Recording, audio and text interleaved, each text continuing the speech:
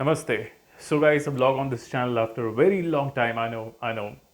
तो बात करेंगे 10वें नक्षत्र यानी कि मघा नक्षत्र के बारे में। तो मघा नक्षत्र सिंह राशि में आता है यानी कि लियो जोडियाक साइन में। और इसका रूलिंग प्लैनेट है केतु। और इसके जो देवता है डिटी वो है पितृ, हमारे पितृ। और ये नक्षत्र की खास बात यह है कि ये बहुत, मैं आपको नाम के साथ एग्जांपल्स दूंगा कि बहुत सारे ऐसे सेलिब्रिटीज़ हैं जिनके चार्ट में कोई ना कोई प्लैनेट मघा नक्षत्र में है, वो जीरो से स्टारडम तक उन्होंने राइज किया है। जैसे हमारे सदी के महानायक श्री अमिताभ बच्चन, उनका राहु मघा नक्षत्र में है।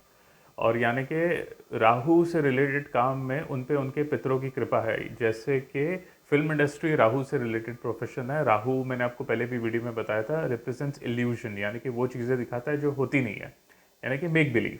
तो cinema is basically make believe. और राहु के काम में उन्हें सफलता मिली। बिल क्लिंटन जो हैं वो अमेरिका यूएस प्रेसिडेंट रह चुके हैं, उनके चार्ट में सूर्य इस नक्षत्र में है। और वो बहुत ही मिडिल क्लास या लो मिडिल क्लास फैमिली से आके राष्ट्रपति बने यूएसए के। तो ये एक एग्जाम्पल है। करण जौहर का आई थिंक चंद्र मेरे ख्याल से मघा नक्षत्र में। तो one of the top producers in the industry Bollywood में वो बने। एक एक्टर हुआ करते थे जो टार्जन मूवी से फेमस हुए थे, हेमंत बिर्शे। तो उनका भी सूर्य इसी नक्षत्र में। उनका I think date of birth और बिल क्लिंटन का डेट ऑफ बर्थ एक ही दिन पे आता है, 19 अगस्त।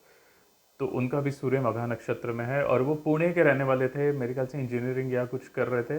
और suddenly from there he became this Bollywood superstar at that point of time. He was famous for his physique.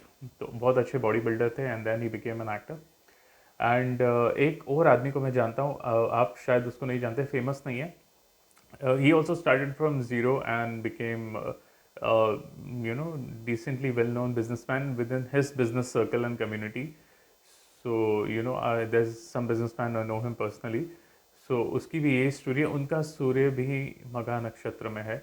तो ऐसे बहुत सारे एग्जाम्पल्स हैं। तो मघा नक्षत्र में अगर आपका कोई ना कोई प्लैनेट है तो यानी कि आप पे आपके पितरों की कृपा है।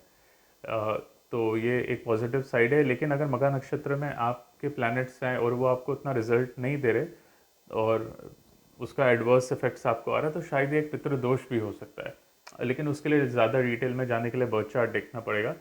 सो आज का ब्लॉग इतना ही। आप बताइए आपको ये ब्लॉग कैसा लगा। अगर इस तरह के ब्लॉग चाहिए तो do let me know as well. तो अगले ब्लॉग में मिलेंगे अगले नक्षत्र के साथ, जो है 11वें नक्षत्र पूर्व फाल्गुनी। तब तक आगे लेता हूँ। नमस्ते।